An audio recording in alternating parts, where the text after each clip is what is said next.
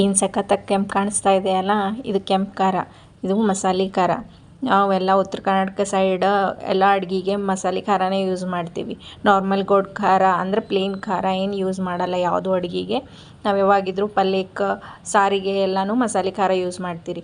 ಒಬ್ಬೊಬ್ಬರು ಒಂದೊಂದು ಥರ ಬೇರೆ ಬೇರೆ ಇಂಗ್ರೀಡಿಯೆಂಟ್ಸ್ಲಿಂದ ಖಾರ ತಯಾರು ಮಾಡ್ತಾರೆ, ಮಸಾಲೆ ಖಾರನ. ನಾವಿವತ್ತು ನಮ್ಮ ಮನೇಲಿ ಯಾವ ರೀತಿ ಖಾರ ತಯಾರು ಮಾಡ್ತೀವಿ ಮಸಾಲೆ ಖಾರ ಅದು ನೋಡೋಣಂತ. ಈ ಮಸಾಲೆ ಖಾರ ರೆಡಿ ಮಾಡೋಕ್ಕೆ 3-4 ಈರುಳ್ಳಿನ ಇಷ್ಟು ಚೆಂದಾಗಿ ಸಣ್ಣಗೆ ಸ್ಲೈಸಸ್ ಮಾಡಿ ಹೆಚ್ಚಿಟ್ಕೊಂಡಿರ್ಬೇಕು. ಇದನ್ನು ನಾವು ಒಂದು ಸ್ವಲ್ಪ ಎಣ್ಣೆ ಹಾಕಿ ಹುರ್ಕೋಬೇಕು ಚೆಂದಾಗಿ. ಒಂದು ಕಂದು ಬಣ್ಣ ಬರೋ ಥರ ಹುರ್ಕೋಬೇಕು ಇದನ್ನ. ಇದ್ರೊಳಗಿರೋ ನೀರಿನ ಅಂಶ ಎಲ್ಲ ಚೆಂದಾಗಿ ಹೋಗ್ಬೇಕು. ಅಂದ್ರೆ ನಾವು ಇದು ಖಾರ ಏನು ತಯಾರು ಮಾಡಿರ್ತೀವಲ್ಲ, ಇದು ಭಾಳ ದಿವಸ ತಾಳ್ಕಿ ಬರ್ತದೆ. ಇಲ್ಲ ಅಂದ್ರೆ ಬೂಸ್ರು ಬಂದು ಹೋಗ್ತೈತಿ. ಅದ್ರ ಸಂಬಂಧ ನಾವು ಯಾವುದೇ ಇಂಗ್ರೀಡಿಯೆಂಟ್ ಇದಕ್ಕೆ ಏನು ಹಾಕ್ತೀವಲ್ಲ ಅವೆಲ್ಲ ಒಂದಿಷ್ಟು ನೀರಿನ ಅಂಶ ಇರಬಾರ್ದು. ಸೊ ನೋಡಿರಿ, ಇಲ್ಲೇ ಕಲರ್ ಚೇಂಜ್ ಆಗಕತ್ತೈತಿ ಉಳ್ಳಾಗಡ್ಡಿದು. ಇದನ್ನೀಗ ಚೆಂದಾಗಿ ಹುರಿಯಾಕತ್ತೀನಿ ನಾನು.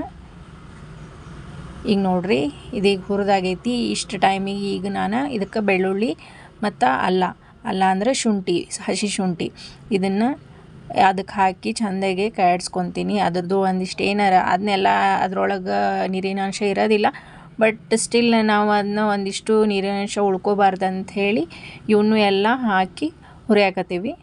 ಇದಕ್ಕೆ ಕರಿಬೇವು, ಕೊತ್ತಂಬರಿ, ಅಲ್ಲ, ಬೆಳ್ಳುಳ್ಳಿ ಎಲ್ಲ ಸ್ವಲ್ಪ ಜಾಸ್ತಿನೇ ಹಾಕಬೇಕು. ಯಾಕಂದ್ರೆ ಫ್ಲೇವರ್ ಘಮ ಚೆಂದಾಗಿ ಬರ್ತೈತಿ ಅದ್ರೊಳಗೆ. ನೀವು ಅಡ್ಗೆಗೆ ನೀವು ನಾರ್ಮಲಿ ಅಲ್ಲ ಬೆಳ್ಳುಳ್ಳಿ ಪೇಸ್ಟು ಅಥವಾ ಕರಿಬೇವು ಕೊತ್ತಂಬರಿ ಹಾಕಲಿಲ್ಲ ಅಂದರೂ ಬರೀ ಇದು ಮಸಾಲೆ ಖಾರ ಅಷ್ಟು ಹಾಕಿ ಮಾಡಿದ್ರೂ ಅದೆಲ್ಲ ಫ್ಲೇವರ್ ಟೇಸ್ಟ್ ಚೆಂದಾಗಿ ಬರ್ತೈತಿ.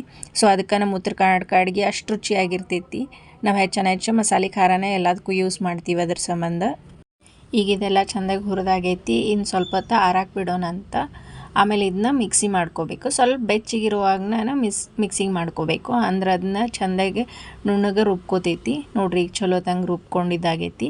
ಈಗ ಇದು ಖಾರಕ್ಕೆ ನಾವು ಅದೇನು ಮಸಾಲೆ ರುಬ್ಕೊಂಡಿದ್ವಲ್ಲ ಅದನ್ನು ಹಾಕಿ ಚೆಂದಾಗಿ ಕಲಿಸ್ಕೋಬೇಕು. ಎರಡು ಕೈಲೇ ಚೆಂದಾಗಿ ಎಲ್ಲ ಮಿಕ್ಸ್ ಆಗೋಂಗೆ ನೀಟಾಗಿ ಕಲಿಸ್ಕೋಬೇಕು ಅದನ್ನ. ಈ ಮಸಾಲೆ ಖಾರನ ಒಬ್ಬೊಬ್ಬರ ಮನ್ಯಾಗ ಒಂದೊಂದಿಷ್ಟು ಚೇಂಜಸ್ ಇಂಗ್ರೀಡಿಯೆಂಟ್ಸ್ ಮಾಡಿ ಮಾಡ್ತಾರೆ. ಒಂದಿಷ್ಟು ಕಡೆ ಮಸಾಲೆ ಸಾಮಾನು ಹಾಕ್ತಾರೆ ಇದಕ್ಕೆ. ಕೊತ್ತಂಬರಿ ಕಾಳು, ಮೆಣಸು, ಲವಂಗ, ಯಾಲಕ್ಕಿ ಈ ಥರ ಮಸಾಲೆ ಸಾಮಾನು ಹಾಕ್ತಾರೆ. ಆ್ಯಂಡ್ ಕೊಬ್ಬರಿನೂ ಹುರಿದು ಹಾಕ್ತಾರೆ, ಒಣ ಕೊಬ್ಬರಿನ ಇದಕ್ಕೆ ಒಂದಿಷ್ಟು ಜಾಗದ ಕಡೆ.